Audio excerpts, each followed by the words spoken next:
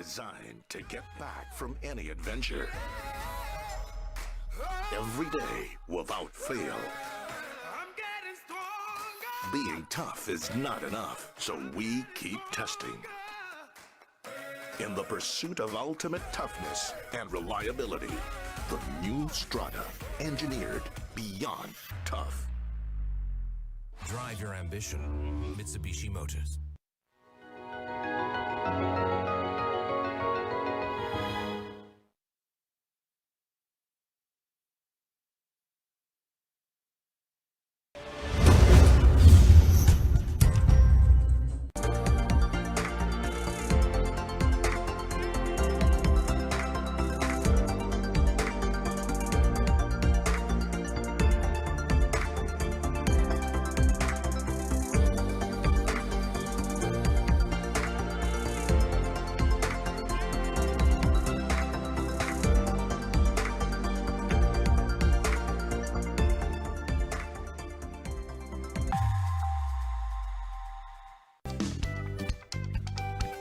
Alamin ang mga batas at ordinansa na isinusulong ng Sangguniang Panlunsod.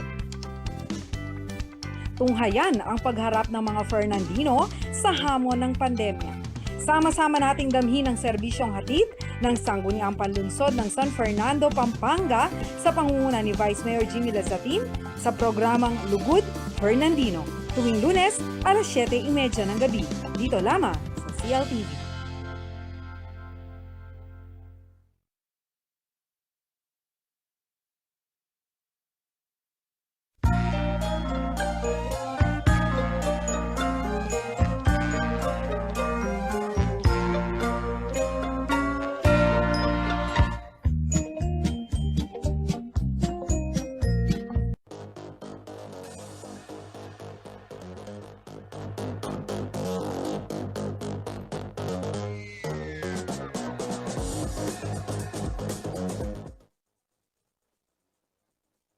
Karehiyon, narito na ang mga malalaking balitang Central Luzon ngayong hapon. 362 million pesos halaga ng smuggled na gulay nasabat sa Port of Subic at sinira ng Bureau of Customs sa isang warehouse sa Pampanga. Kapampangan supporters ni na Vice President Leni Robredo at Senator Kiko Pangilinan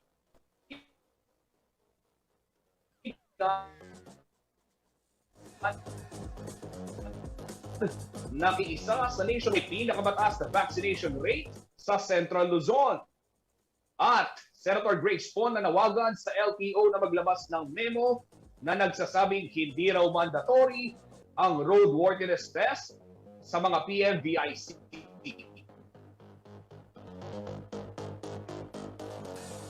Magandang hapon mga karehiyon. Ako po si Justin Dizon at oras na para sa mga maiinit na balita.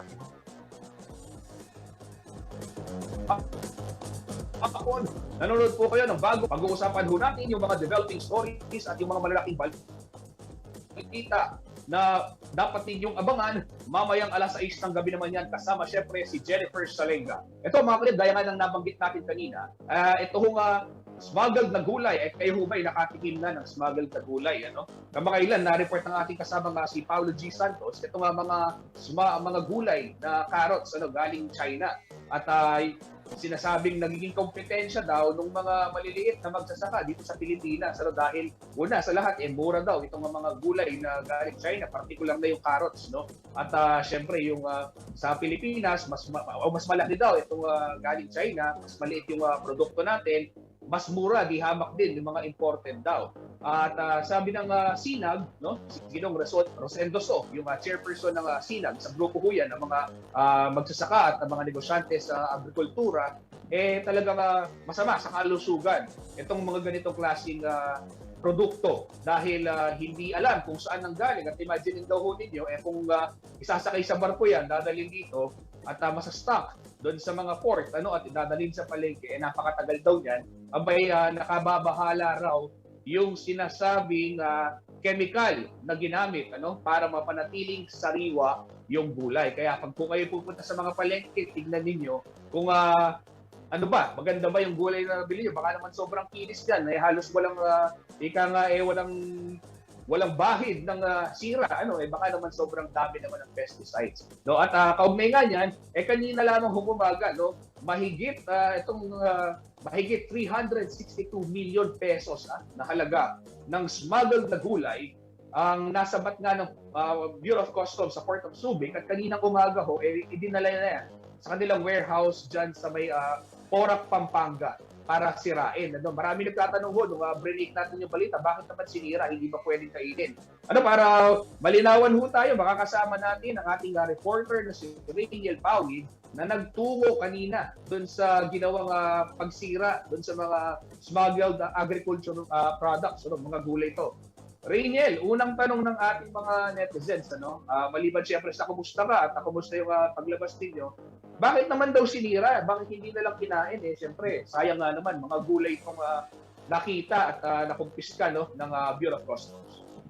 Kasamang Justin, magandang hapon din sa mga tagapanood natin. Yun din po yung unang tanong natin sa mga kinauukulan dahil nung pre-pandemic, nung nagko-cover din tayo ng mga ganitong klaseng pagsira ng mga kontrabando, normally meron silang inilalabas na order na ipamahagi ito sa mahihirap na sektor o hindi naman kaya sa mga establishmento o mga pasilidad na mas nangangailangan nga ng pagkain.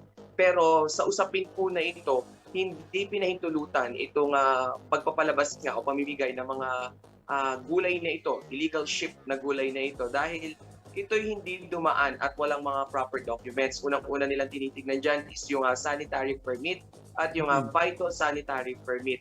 Dahil itong mga kontrabando na ito ay mula sa ibang bansa nga, mainly sa China. So hindi naman daw nila iniisa-isa lahat ng bansa na pwedeng ipamahagi ito. Pero ang sa kanila lamang, kailangan dumaan ito sa mga importation policies ng Pilipinas para matiyak din na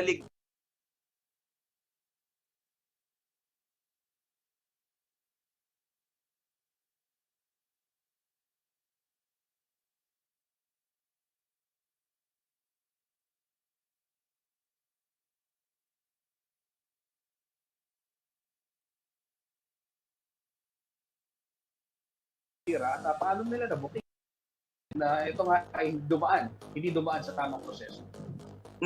Justin, nung ikalawang linggo nga ng Oktubre, dumating ito sa Port of Subic at itong mga illegally shipped na vegetables na ito o agricultural products ay misdeclared din. Nung nakita nila yung dokumento, ang nakalagay doon sa mga papeles ay frozen breads, frozen jams at maging ito ng yellow onion na inaangkat naman talaga ng Pilipinas mula sa China. Pero nga nagsiyasati ng mga otoridad, tumambad sa kanila na ito yung mga fresh carrots, fresh onions at pati broccoli, nakita na rin nila doon. At kanina nga, nung nagpunta tayo doon sa waste facility, doon sa Porac, Pampanga, nakita natin kung mai-roll natin yung video na tumutubo na yung ugat at yung tangkay ng mga sibuyas dahil nga matagal na rin itong na-impact at yung ibang mga broccoli ay sira na rin. So pagdating doon sa lugar, talagang kahit naka-face mask ay amoy na amoy. Bukod doon sa foul smell na ginibigay ng mga fresh onion, ay talagang nung nabubulok na, naghalo na nga. So talagang mas sangsang na rin sa amoy. Justin. Oo. Teka lang, Ray, meron kang nasabi na hindi yata ako sang-ayon, yung foul smell ng fresh onion. Parang ako bilang isang kusinero, gustong-gusto ko yung amoy ng sibuyas. Lalo na kapag sariwa at bagong hiwa, ihahalo mo yan sa bawang. Ay, nagbuto po ako mga kariyon. Anyway, eto nga sinasabi nila, Rinel, natanong mo ba itong mga smuggled products na ito? Ilang batch ito? Isang bulto lang ba nung dumating itong mga container na to? At meron bang mga nauna ng batch na inikon lamang nila? Kasi gaya nga nung nabanggit ko kanina, nakarating na daw sa ilang pamilihan yung mga ganyang gulay na according doon sa naging report natin, mula naman sa grupong Sinag na pinamumunuan ni Ginoong Rosendo Soto. Tama ka dyan, Justin. Ito nga mga dumating na ito na 60 shipments, container shipment, ay over the past months ito na ipon na ito doon sa Port of Subic. At ang latest nga dito is yung mga gulay na galing nga mismo sa China. So last week, matatandaan natin, balita natin na almost 60 plus million yung mga gulay na yon at misdeclared din yung mga gulay gaya nga ng sibuyas, ng mga broccoli doon sa Port of Subic. So technically ito nga Port of Subic, no, parang nakikita natin na entry point siya nitong mga smuggled na hindi lamang gulay kasi over the year, no, itong last year na to, past 12 months, nakita natin na meron din mga illegally stamped o walang mga BIR tax stamp na mga sigarilyo. So ito nga yung sinabi kanina ng mismo Bureau of Customs. So ng Bureau of Customs, sinabi nila na titignan daw nila kung bakit nga patuloy na ginagawang entry point itong kanilang lugar. At sinabi rin nila na ito nga raw yung makakakitil doon sa mas marami pang negosyo dito sa ating rehiyon dahil kung bababa nga yung mga produkto na yan, di hamak naman na mas mura itong maipapasa. Lalo na doon sa mga reseller, no, dahil nga meron tayong kultura ng tingi culture kasama Justin. So mas gusto nila yan. No? So nagkakaroon ng third party person na nagdi-distribute sa kanila. So isa rin sa mga tinitignan din nilang anggulo para makitil nga itong violation na ito under our customs.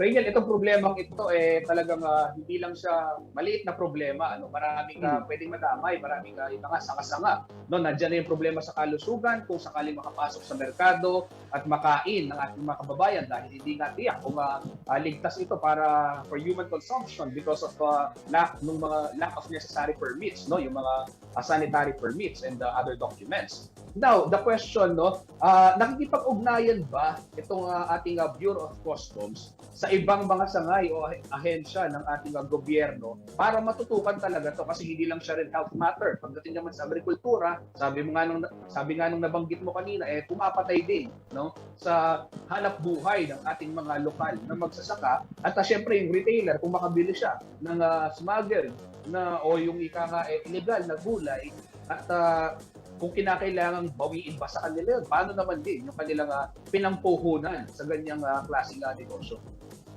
Kasamang Justin, well-coordinated naman daw sila sa ibang ahensya, gaya na lamang ng Department of Trade and Industry. So si DTI naman, i-monitor nila ngayon yung flow ng price list sa buong Pilipinas, no? Hindi lamang dito sa Central Luzon. So kung may mga katakatakan na super layo dun sa mga suggested retail price o yung mga flat rate nila dito sa iba't ibang palengke, isa yon sa mga iimbestigahan nila. And even Philippine Coast Guard, tinap na rin itong Bureau of Customs kasi posible rin daw na baka magkaroon ng water transshipment o yung dumadaan sa tubig, no? Ibinabiyahe from, dahil alam naman natin Subic, maraming pa rin bodies of water at pwede nga gawing entry point or exit point din nitong mga produkto na to. And well, of course, yung Philippine National Police, dahil sila ngayon yung nakakatalaga dito nga sa mga checkpoint.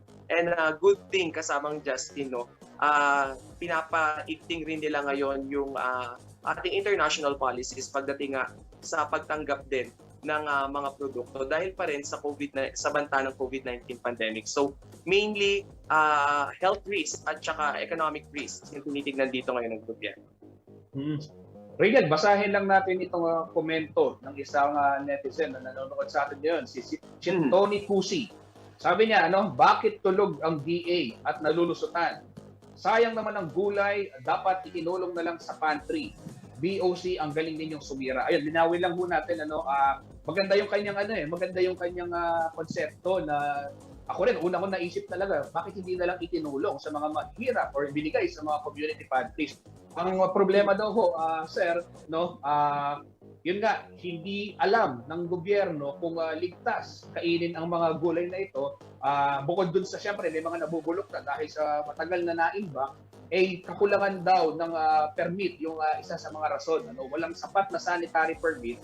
So, ayaw naman nilang ipamigay ito, ipamahagi at i-donate kung kani-kanino na sila mismo hindi nila alam kung ligtas kainin ito. Kaya gano'n na lamang sinira para hindi na makapampinsala pa ng iba. Ako, syempre, mahirap din naman ho yung gulay. Pero magandang ideya itong nabanggit niya, Rangel, kung sakali nga sanang ligtas, abay dapat gano'n ang gawin. Pero yun nga po, gaya ng nabanggit, Sir Tony, sinabi ng BOC na hindi ligtas dahil sa kakulangan na rin nitong tamang dokumento.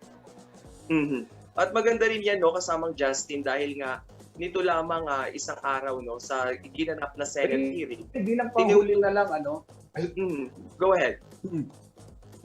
No, sige, go ahead, Rindel, go ahead. Yes, ito nga, no, dahil nabanggit niya rin na kung bakit natutulog yung ahensya ng Department of Agriculture. No? Pero ibalikan lang din natin yung sir dahil nito nga po nakaraang 2 araw ay nagkaroon ng Senate hearing. At tinuligsa rin po ng mga senador itong ang Department of Agriculture taas na budget. So ito rin siguro yung dapat nilang tignan at tutukan at bigyan nga ng mas malaking porsyento siguro doon sa kanilang hinihinging budget, no? Yung pagkakaroon ng mas maigting na monitoring doon sa nakita ko yung mga kamatis, ayan, no, sinisira na diyan, pinapalabas natin sa ating mga screen, ano? Mga gulay, iba-ibang gulay, may sibuyas, ayan. Siguro, Riel, magandang gawin natin dito, yayain mo, puntahan mo yung Department of Agriculture at hingan din natin sila ng kanilang magiging aksyon kaugnay nito dahil gaya nga nang nabanggit kanina, kawawa naman yung mga magsasaka na magiging kompetensya pa kung sakaling makalusot ang mga ganitong klaseng produkto sa merkado. Maraming salamat, Riel Pawid. Mag-ingat ka. Ayan, Kariyon, tuloy-tuloy lang po tayo sa ating balitaan ngayong hapon. At nanonood din si Ma'am Shirley Ignacio Tolentino mula sa Cristo Rey. Ayan, maraming salamat ho sa inyong laging pagtutok dito sa ating istasyon CLTV. Mamayang 6:00 ng gabi, mapapanood din naman si kasamang Jennifer Salenga para ibigay din sa inyo yung iba pang detalye ng mga naglalakihang balita na dapat ninyong malaman. Ito naman ho, nung Sabado, kayo ho may lumabas sa kalsada at nakasabay nyo marahil, no? Kung hindi kayo lumahok dito, ay marahil nakasabay nyo rin yung mga supporters ho ni Vice President Leni Robredo at ang ating kabalin na si Senator Kiko Pangilinan na siya ng mga kumakandidato bilang pangalawang Pangulo. Dahil itong Sabado lumabas sa kalsada mga Kapampangan supporters ni na VP Leni at Senator Kiko para makiisa doon sa isinagawang nationwide proclamation motorcade. Ito ho yung buong Pilipinas, lahat ng mga kasamahan nila at kanilang taga-suporta ay naglunsad ng isang caravan at nag-ikot. At syempre, nagibabaw ho dyan yung kanilang kulay, yung kulay pink na siya ng mga kulay ngayon ni Vice President Robredo. Dito ho sa Pampanga, mahigit 1,200 sasakyan ang sumali sa nasabing caravan. Napuno rin ng kulay pink na ribbon, mga posters, ang maraming kabahayan na dinaanan ng mga nagparada sa sasakyan. So meron ho mga lumabas talaga sa kalsada rin. Nakita ng ating news team na bagamat hindi nakasama dun sa mismong caravan, lumabas at nagpakita ng suporta, nagpakita ng mga posters na kulay pink at naghayag ng kanilang pagsuporta. At ayon po sa mga organizers, naging payapa naman ang isinagawang aktibidad matapos itong mapagplanuhan upang maiwasan ang posibleng COVID-19 transmission bilang ito ay isang gathering. Tingnan ho natin kung paano yung naging kondukta ng naturang motorcade para kay Vice President Robredo at Senator Pangilinan dito ho sa ulat ni Riel Pau.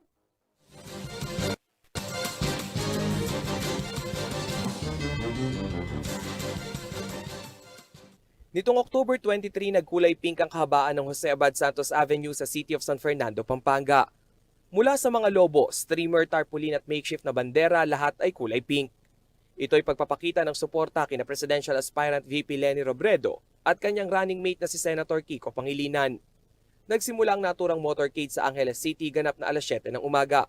Dito galing ang unang 500 sasakyan. Pasado 8:30 ay sumalubong na ang mga sasakyang galing Angeles sa nasa 700 pang sasakyan na nag-aabang sa siyudad San Fernando. Ang pink caravan na pinangunahan ng tropa o Team Robredo Pangilinan ay dumiretso patungo sa bayan ng Mexico, Santa Ana, Arayat, Magalang at bumalik ng Angeles City. Magkakaroon ng proclamation rally through motorcade nationwide. So ang Pampanga ngayon ay nakikisa. Tiniyak naman ng mga lumahok na maigting pa ring nasunod ang minimum health at safety protocols. Yan ang pinaka-main naging discussion natin during the planning stage. Ang ginawa natin, nagkaroon tayo ng marshals. Ang marshals hindi lang pag-organisa ng mga trapiko, kundi pag-ensure ng mga safety protocols natin. Bago umarangkada ang caravan ay inabisuhan na ang lahat na bawal ang bumaba sa kani-kanilang sasakyan. Walang magsasalita in public, hindi bababa ng sasakyan at hindi kakain sa labas. Ni Kiko supporter sa gitnang Luzon nakibahagi rin sa naturang nationwide motorcade. Mula sa Olongapo City, City, Bulacan at Nueva Ecija present sa Pink Motorcade.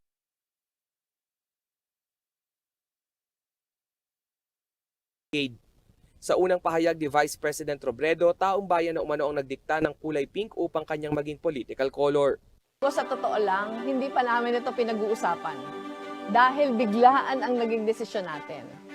Pero sa taong bayan na mismo nanggaling ang direksyon, pink ang kulay ng pag-asang nagising sa loob nating lahat.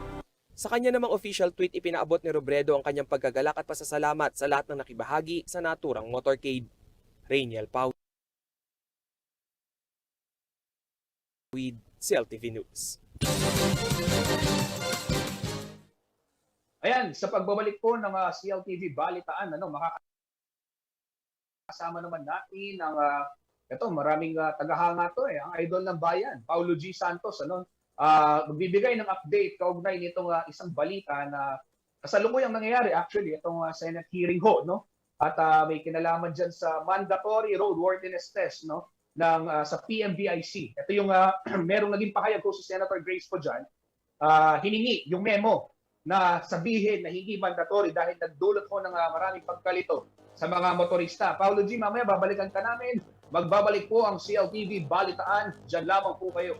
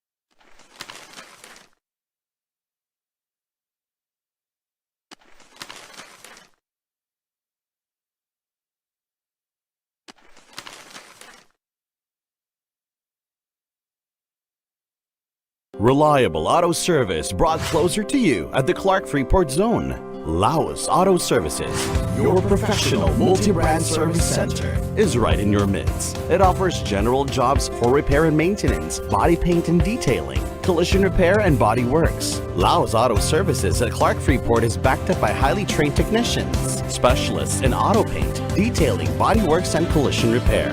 Laos Auto Services, your professional multi-brand service center. Open Monday to Saturday from 8:30 a.m. Located along Manuel A. Rojas Highway, Clark Freeport Zone. For inquiries, contact 045-499-8080 or 0908-819-8080. Ang wasto at regular na paghuhugas ng kamay ay ang pinakamabisang paraan para makaiwas sa COVID-19. Sundin lamang ang mga simpleng hakbang. Hugasan ang inyong mga kamay gamit ang sabon at tubig. Kuskusin mabuti ang inyong mga kamay. Magsimula sa palad hanggang sa pagitan ng mga daliri at likod ng kamay. Gawin ito sa loob ng 20 segundo. Banlawang mabuti ang inyong mga kamay at patuyuin ito gamit ang malinis na tuwalya. Laging tandaan, ang tubig ay sandata laban sa COVID-19. Ugaliing maghugas ng kamay sa wastong pamamaraan. Ang paalalang ito ay hatid sa inyo ng Prime Water.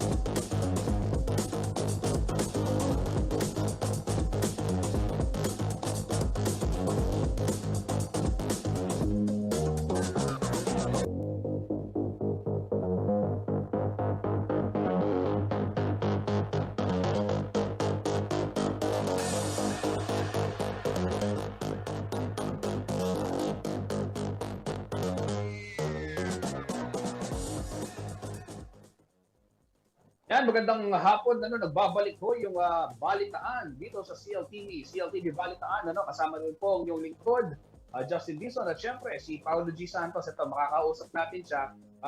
Paolo G., itong balitang ito, matagal mo nang tinututukan, yung ating susunod na tatalakayin. Ito ho yung mandatory testing na isinasagawa, yung roadworthiness test sa mga private motor vehicle inspection center o yung tinatawag na PMVIC.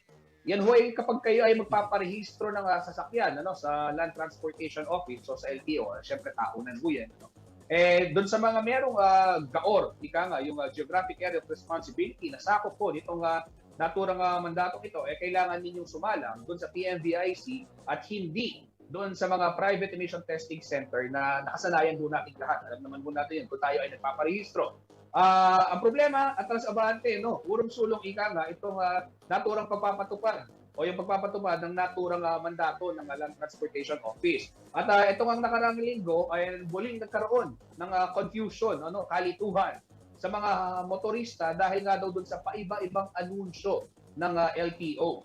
At sabi nga ng LTO noon, yung tanggapan nila, hindi daw obligadong sumalang sa naturang test ang mga magpaparehistro ng kanilang mga sasakyan. Ito ay matapos lumabas sa isang report din, at nabalita rin ho natin ito, yung nabanggit po ni Senator Grace po, na nakakuha sila ng impormasyon, yung kanilang tanggapan, bilang siya ko yung chair ng Committee on Public Service, nakakuha siya ng impormasyon na muling ipinatutupad yung mandatory testing sa mga PMVIC para sa mga magpaparehistro. So, sinubukan ho ng ating mga kasama dito sa CLTV News na tunguhin yung tanggapan ng LTO, pero hindi natin na-interview itong pamunuan ng LTO Region 3 at hindi rin sumagot pa. Nung huling balita natin, ewan ko ngayon kung sumagot na ho kay Ginoong Paolo G. Santos, pero yung mga nakapanayam natin, yung mga nagpaparehistro, ang sinasabi raw sa kanila ay dumiretso sa PMVIC. Panoorin ho natin itong video ito para mas maging malinaw kung ano nga ba yung tinakbo ng issue ito noong nakaraang linggo.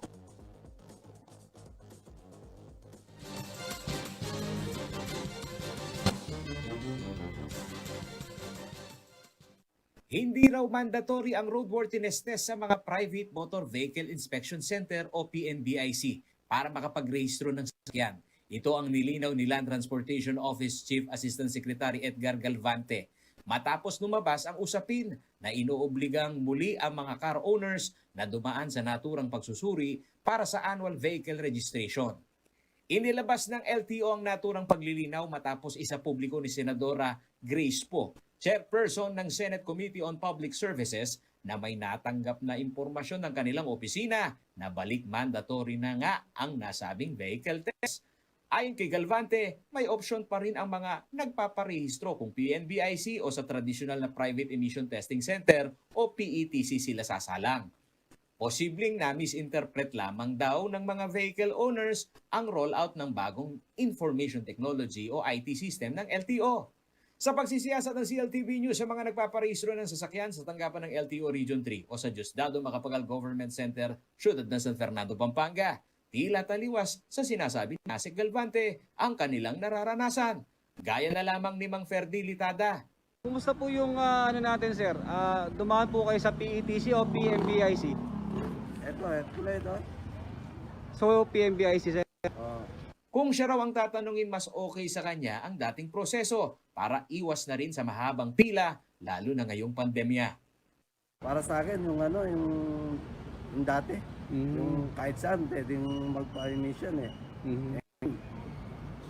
Isang medyo matagal.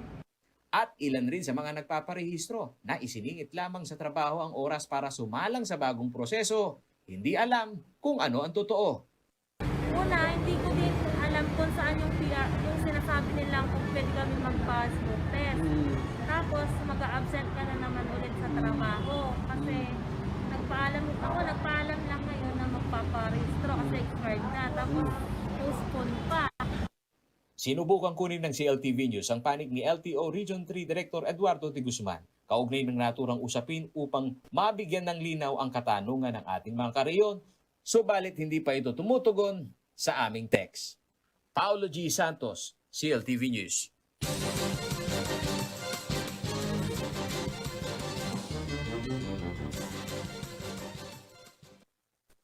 mga karehiyon, napanood ninyo yung balita ni Paulo G. Santos at merong mga katanungan yung ating mga karehiyon kaugnay nga nito. At itatanong ko na, Paulo, unang tanong, may mga nag-text na rin sa akin at nagtatanong, may nag-comment din. Paulo G, mandatory ba ang pagpaparehistro o yung pagsalang ika nga dyan sa may roadworthiness test sa mga PMBIC kung sila ay magpaparehistro ng sasakyan? Okay, doon sa mga nakasubaybay sa atin at litong-lito, Justin, at hindi alam kung saan haharap, ang katotohanan ho mga kaibigan kanina, napag-alaman natin na hindi raw ito mandatory. At yan sa mismong bibig na ho ni DOTR Secretary Art Tugade. At Justin, alam mo ba nagulat tayo dito sa nangyaring consultative meeting, kaugnay na rin itong budget deliberation ng DOTR. At binabanggit nga, pinamamadali ni Senate Committee on Public Services Chair Senator Grace Poe ang paggawa ng memo. Anong memo yan? Sabi nito ating mga followers, mula ho dito kay Land Transportation Office Chief Assistant Secretary Edgar Galvante, upang mabigyan ng linaw yung nangyayaring kalituhan na kapag Justin nalilito ang tao, umaabot sa kaguluhan yan. Dito sa kontrobersiya sa mandatory road inspection test. Saan yan? Kanya, dito mga nagtatanong sa atin, sa mga sasakyan ho. Dati emission testing lang, pero ngayon ho mga kaibigan, sasailalim ho dun sa 72 points inspection, upper and lower chassis. Na si Choy Choy ay, ewan ko lang kung nagpa-road worthiness test itong kasamahan natin. Na, baka hindi po masaya. Pero magandang kabayo ni Choy Choy yan well maintained, baka pasado yan. Sa naganap nga na deliberation mga kaibigan, nitong budget deliberation ngayong tanghali ho, October 25, inamin ni Asek Galvante, Justin, na mula sa Viber group, ikaw madalas mong tinatanong sa mga netizen natin sa programa mo sa public interest, meron bang GC yan? Meron bang group chat yan? Meron mga kaibigan. Pero ito nakapagtataka dito sa sensitibong issue na to. Yun hong usapin na paglilinaw dito ho sa kung mandatory ba at hindi, na-GC na daw ni Asek Galvante sa mga regional director na ito ay ang pinag-uusapan lang nila, Justin, yung IT system na in-upgrade. Diba? Alam naman natin, Justin, na itong pag-implementa ng PNBIC, meron ng IT provider na ipinosisyon para dito sa mga DO ng LTO. Tinawag na unprofessional, Justin, ni Senador Grace Poe ang hakbang na ito dahil nangyayarian niya ngayon ang kalituhan sa mga district offices ng LTO sa bansa. At alam mo dito sa consultative meeting, andyan resource speaker, yung ilang pinuno ng LGU mula dito sa Central Luzon, gayon na rin dyan sa La Union, sa Norte, at sa Davao. Justin, ito ho mga piling district office dito ho sa ating bansa na ang dami hong nagtatanong at kami naman dito ho sa CLTV News. Shout out din sa mga followers natin na Justin, yung mga basher, yung mga kumikita, nagpapadala ng fake news. Mga kaibigan, ito ang buti. Nililinaw ho namin sa inyo kung ano ho talaga yung aktual na nangyayari. Kapag kinausap mo yung tao, Justin, narinig naman natin, pinapipila talaga dito sa mga PNDIC. At gayon na rin yung shout out nitong mga restore speaker, Justin, dyan sa Senado, na talagang asar na asar. Kung bakit baga hindi mailinaw kung mandatory ba at hindi. Dahil kung pag-uusapan din, Justin, gaano ba ka-proportion yung number ng PNBIC para ma-accommodate yung mga tao, yung mga motorista, motor owner vehicle, para sumailalim sa kanilang pasilidad. Justin, nasa 76 lang ang sinasabi ni Asek Galvante, itong mga PNBIC. So papaano yun? Kasi dami-dami nitong ating mga motorista araw-araw. Yung daily average nga dito sa Angeles City District, mahina na daw yung 300 per day, Justin. Mahina na yon. So isipin mo na lang kung isang roadworthiness center lang itong pagdadaanan. Talagang makikita mo yung queuing. At yan nakita na rin natin, Justin. Pero binabanggit din, yes, Paulo G, ma-interrupt muna kita.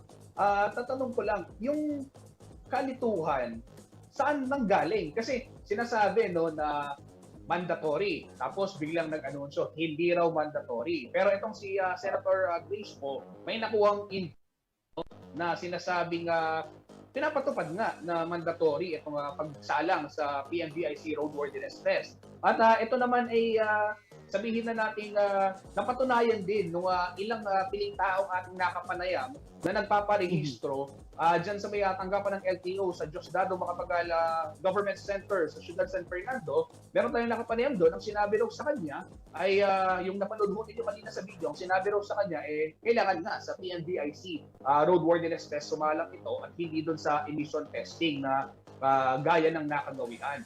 So, itong kalituhang ito, saan nanggaling? Saan nanggaling yung sinasabing mandatory? At anong naging sagot dito ng pamunuan ng LTO, Paulo G?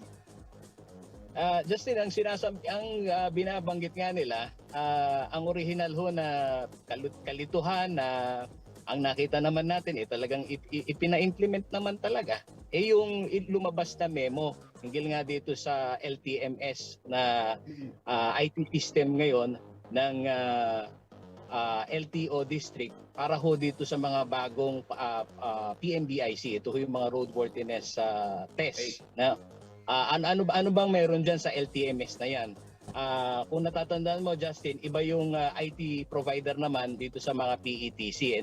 At itong LTMS na kung tawagin, nababawasan daw dyan, Justin, yung corruption dahil automatic pumapalo dun sa mismong data server ng LTO, yung DO, kapag kung ano ang mga kapintasan ng mga sasakyan na sumailalim sa PNVIC. So, yun ang ugat dun sa LTO memo na sinasabi na misinterpret. Na.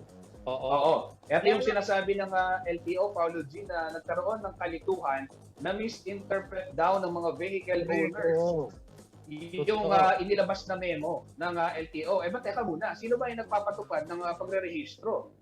Kung na-interpret ng vehicle owners, di dapat yung mga taga-LTO regional offices, hindi nila dapat na i-misinterpret. O baka pati sila na misinterpret din yung memo nila. Ganun ba yun, Paulo? Yun na nga, Justin. Ang problema, ayaw yatang sumagot. Mahirap nga lang. Ako, alam mo, Justin, napaghahalata din naman na naiipit itong mga district regional officer natin dahil alam mo naman yan, sumusunod lang sila sa kumpas sa itaas. Pero nagkaroon din ng konfrontasyon dito sa budget deliberation. Sinabi ni Senador po na ano bang dahilan, bakit nyo masyadong inaapura yan, sino ba itong mga investor na hindi nyo maawat-awat para maging yung hakbang nyo na sumailalim lahat ng mga kliyente. Hindi ba kayo hindi nyo ba nakikita yung mga posibilidad na maging chaotic yung pagsailalim sa roadworthiness inspection ng tao kung ililimitahan nyo lang sa PNVIC? Bakit kulang pa rin daw yan? Pero ang binabanggit naman ni Sec Tugade, kahit nga hindi na mandatory ho sa PNVIC, operational naman daw, hindi naman nahinto yung PNVIC. At ang kanila daw hakbangin, Justin, pauti-uti, sige, okay lang na maging open pa rin itong mga PETC. Pero nililinaw nila, wala daw ganun, wala daw utos na gawing mandatory ulit. Pero alam mo naman, Justin, kung walang apoy, walang usok. So, Paulo G, bilang walang mandatory ngayon, ano ang gustong mangyari ni Senator Grace po, at ano ang asahan ng publiko, ng taong bayan, ng si Juan de la Cruz at si Aling Maria na talagang kumakayod para makabili ng sasakyan at magparehistro ng sasakyan? Ano yung aasahan nila ngayon mula sa tanggapan ng LTO? Pagbababa daw ng memo, Justin, na paglilinaw na itong usapin na to na nagkaroon ng kalituhan ay inuulit nila na hindi mandatory, hindi obligado. Mga motorista na magpaparehistro, hindi ho obligado na kayo ay pumila dyan sa mga PNVIC. Ito pong Private Motor Vehicle Inspection Center na sumusukat ho dun sa 72 points check ng inyo pong sasakyan. Yun po ang malinaw na commitment ni ASEC Galvante na maglalabas daw siya ng memo at hindi lang sa GC ng Viber ng mga regional director.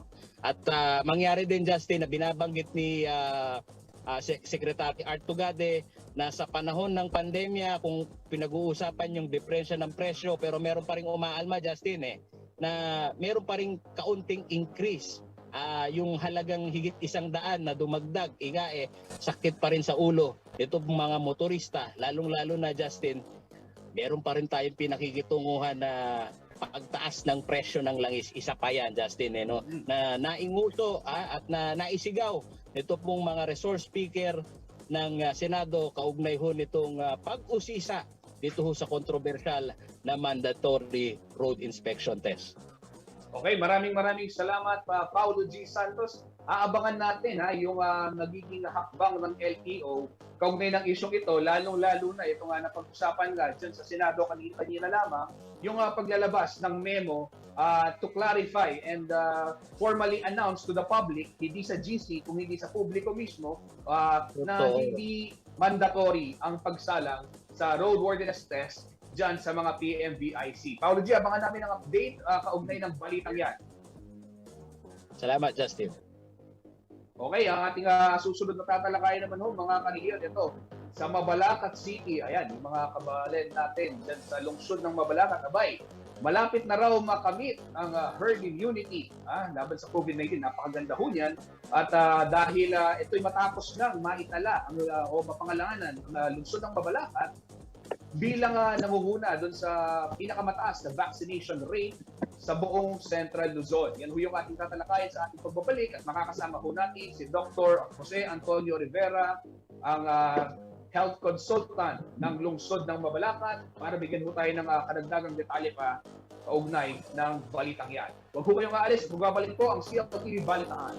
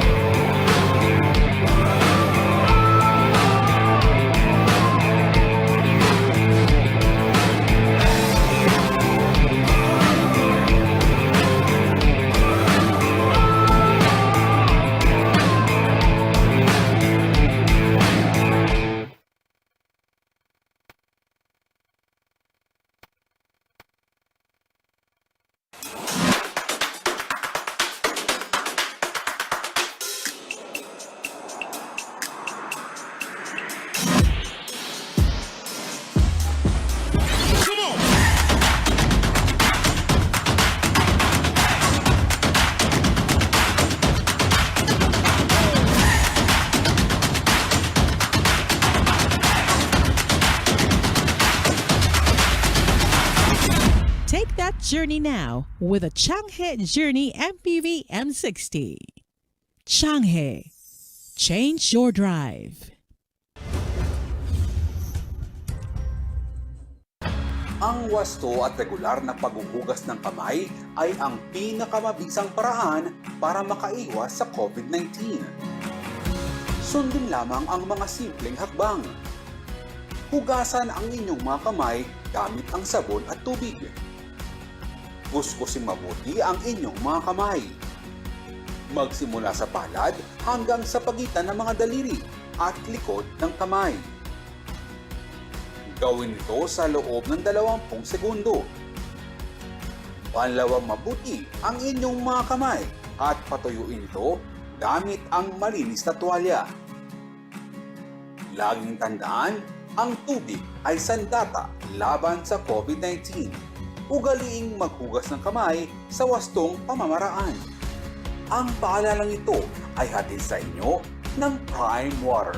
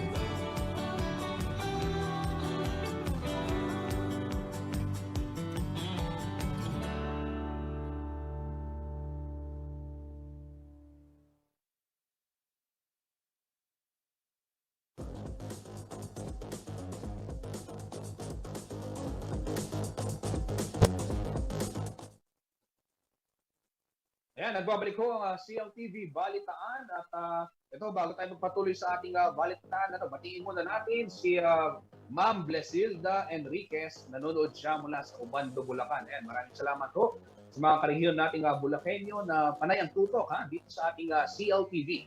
At ito ho, mga kabalen, mga karehiyon, ito naman sa lungsod ng Mabalacat, may kumpiyansa raw si Mayor Chris Garbo na makakamit ng lungsod ang herd immunity bago matapos ang susunod na buwan. Sa katunayan, nanguna ang Mabalacat sa lahat ng syudad at bayan sa Central Luzon sa may pinakamataas na vaccination rate. Ang detalye ng balitang yan, panoorin mo natin sa report ni Jennifer Salenga.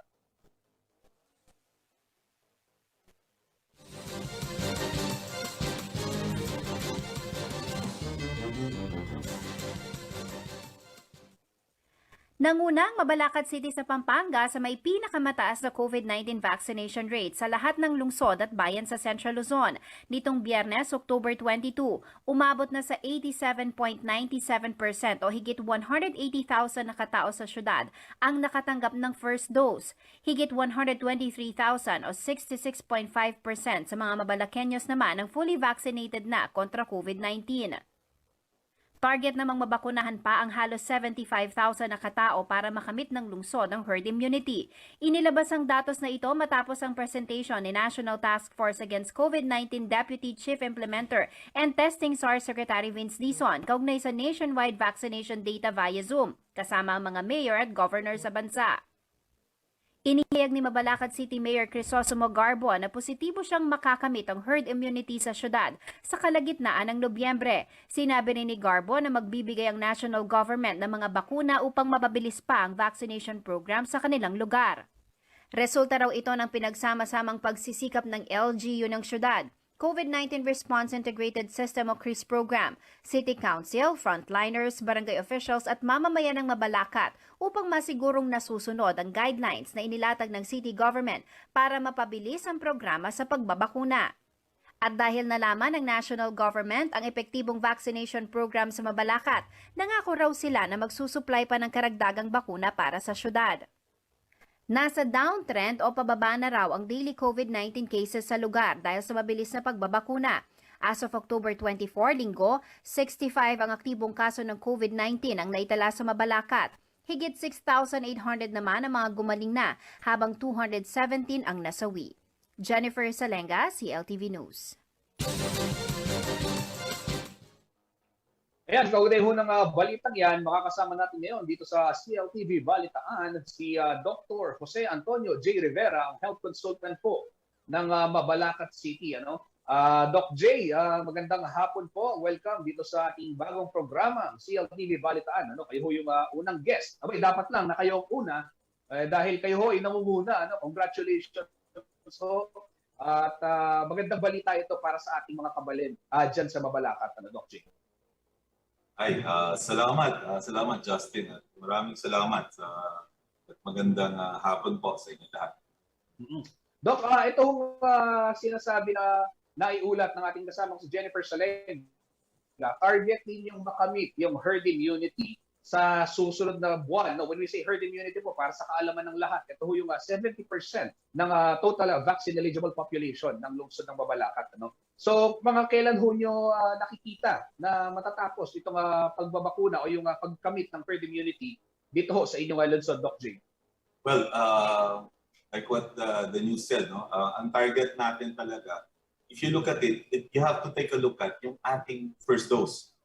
Second dose kasi, you cannot control it. Hindi mo pwedeng pabilisin ng second dose. Meron siya talagang process. So, amin right now, our target is on November 10, on or before November 10, tapos kami ng aming first dose. We only need around 18,000 jabs ng first dose so that by December 10, tapos na kami ng aming second dose for Mabalacat City. So December 10 yung herd immunity, ito yung kompleto, no? Pag sinabi nating December 10, ito yung lahat ng nabakunahan full dosage na, tama ho ba, no? Yes, oo, kasi you have to count from the last ka na nag-jab ng first dose, which is our target is November 10. Actually, it's supposed to be November 15. Kaya lang, the good mayor also challenged us, kaya bang November 10? So sabi ko, we can, no? So if we jab our last first dose on November 10, we just count another month para sa second dose nung last na yon. So which is December 10 or December 15. Doc, kumusta ho yung supply ng bakuna dyan sa inyong lungsod coming from the national government? Sa ngayon ho, nandun nga, nabanggit din sa balita na dahil nga dun sa magandang performance daw ng inyong lungsod, hindi daw, actually, magandang performance dahil meron ng mga datos na magpapatunay, dadagdagan pa. And when are we expecting this additional supply? And how much po yung kanilang idadagdag? Well, that is the beauty, Justin, ng sistema natin sa DOH, no? If you listen to Secretary Vince Dizon, isa lang naman sinasabi niya, jab kayo ng jab. So when we started this program last May, isa lang yung nasa isip namin, and Secretary Vince took that challenge. So at up to now, kung ano yung sinabi niya dati, ginagawa niya. Jay, jab ka lang ng jab. The vaccines will come. So what did we do? We hastened everything, no? We expedited everything, no? Gumawa kami ng almost, there was a time, 19 ang aming vaccination sites, 19. So, every time you use it, bibigyan ka niya ng vaccine. And I have to commend the DOH for that because they never failed to keep up with their promise. Kaya, right now, we only need 18,000 for Mabalacat. And I think the DOH and our good Secretary, Vince Dizon, as directed by Mayor Chris, na ibibigay sa atin, no? Right now, we have ample supply to do that, no? To finish up our herd immunity and at the same time, hopefully help other municipalities. Doc, nabanggit niyo at one point, nagkaroon kayo ng 19 vaccination sites, no? But as we speak today, gaano ho karami yung operational na vaccination sites dyan sa inyong lungsod? Sa Mabalacat, and I understand kahit yung mga estudyante sa Mabalacat City College, una rin doon sa mga nabakunahan, pagdating naman doon sa mga mga mag-aaral, no, sa mga state colleges. Yeah, Justin, kasi the directive from the mayor is really to be creative, no? As you very well know, no, last May, anong problema natin? Vaccine hesitancy, vaccine acceptance, no? At yun yung dalawang problema natin. No? So we tended to be creative, no? Always evolving. Meron na to report to you, Mabalacat is the first one to do yung sa mall. Tayo yun, Mabalacat pa rin yun. If not in the whole Philippines, but here in Central Luzon, tayo unang gumawa nun. Then nag-evolve tayo. We created, kaya marami tayong sites is because we stuck to the idea from our friends abroad to cellularize. No? Yung isa-isa, hindi one mega vaccination. Hiwa-hiwalay sila. Ang tawag natin doon is cellularized but intersecting. Diyan may redundancy. So right now, we have 7 sites right now. No?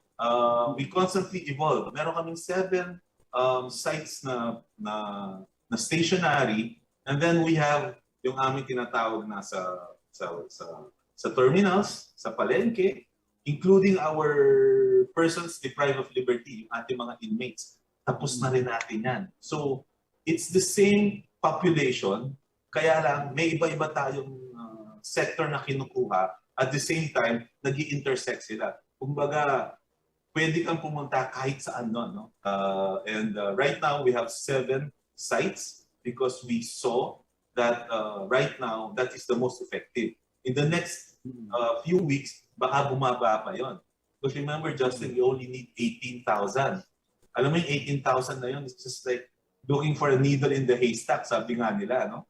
Kasi yung 18,000 na yun, yun yung mga hesitant pa rin. Up to now, talagang ayaw na magbabakuna. We always do data analytics, Justin. No? Nakita namin yung trend. No? We have MIS of Mabalacat to help us with that. Nakita natin, alam mo, Justin, before, pag nagbibigay kami 2,000 vaccines a day sa isang site, umalagpas sila. 2,500, nagagalit sila. But right now, even if we give 2,000 vaccines, ang dumadating 1,300, 1,200. So, ang aming nakikita dito with our data analytics, nababawasan na. No? Mahirap nang hagilapin yung 18,000. So, we're now consolidating everything, and we're coming up with another pakulo or another creative idea just to catch this 18,000 right now. Okay. Maraming salamat po, Dr. J. Rivera, sa pagbabahagi nitong sabihin natin best practices, dahil siyempre kayo nga ho yung nangunguna dyan sa pagdating dyan sa vaccination rate, at yung mga kababayan ho natin sa Mabalacat, wag na ho natin pahirapan din si Doc J na hanapin yung 18,000, kayo ho lumapit na rin sa inyong mga tanggapan, mga health centers at dun sa mga city health office, para sa gayon mabakunahan din ho kayo, dahil totoo naman na vaccine works, protection ho natin talaga yan. Thank you very much po, Doc J, at mag-ingat ho kayo lagi. Maraming salamat, Justin. Okay, ito mga kabalin, bilang bago po tayo magtapos, announcement na ho para sa mga taga-Angeles. Panoorin po natin itong susunod na balita. Kung kayo ho ay may katarata at taga-Angeles kayo, kung nais ninyong magpa-opera, may handog pong libreng operasyon sa inyo ang city government na pinamumunuan, siyempre, ni Mayor Pogi Lasatin at ni Pampanga 1st District Representative Carmelo John Lasatin II. Ito ho yung aslag, yung programa ho nila ng libreng operasyon para sa mga Angelenyong may katarata. Kung paano ho makaka-avail nitong libreng operasyon na ito, panoorin po natin ang balita ni Angelica Cara.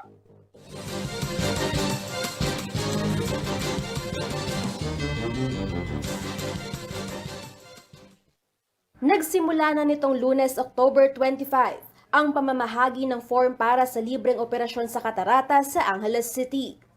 Ang nasabing programa ay inisyatiba ni Angeles City Mayor Carmelo Pogi Lazatin Jr. at Pampanga 1st District Representative Carmelo John Lazatin II.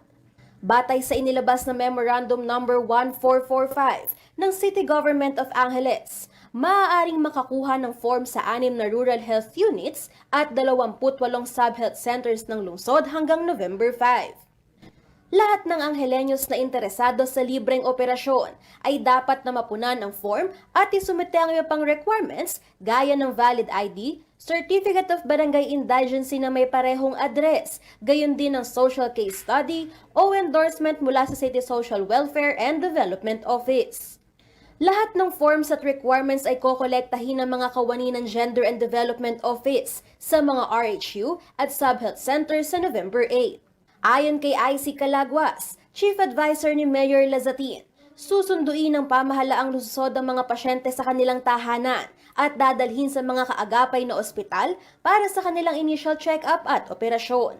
Kabilang sa mga pundasyon ng administrasyon ng Lazatin Brothers ay pagbibigay ng pampublikong programang pangkalusugan sa mga Angelenyos tulad ng libreng pap smear, check-up, gamot, door-to-door delivery ng mga libreng gamot para sa mga senior citizens, persons with disability, mga bedridden, gayon din ang pagbibigay ng libreng wheelchairs, anti-rabies vaccine sa Animal Bite Treatment Center, maging ng tulong pinansyal pang-medikal.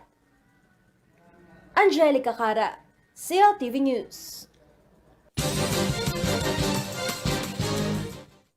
Ayan ho, para sa mga nais mag-avail, papaalala lang yung mga gustong makakuha ng libreng operasyon sa Catarata. Kung kayo ho ay taga-Angeles, maaari ho kayo magtungo sa inyong mga rural health centers at doon sa mga sub-health centers ninyo para makakuha ng form at mag-sumite ng mga kinakailangang dokumento. Mga kabaleng, mga karehiyon, pansamantalang magpapaalam muna ho tayo dito sa CLTV Balitaan.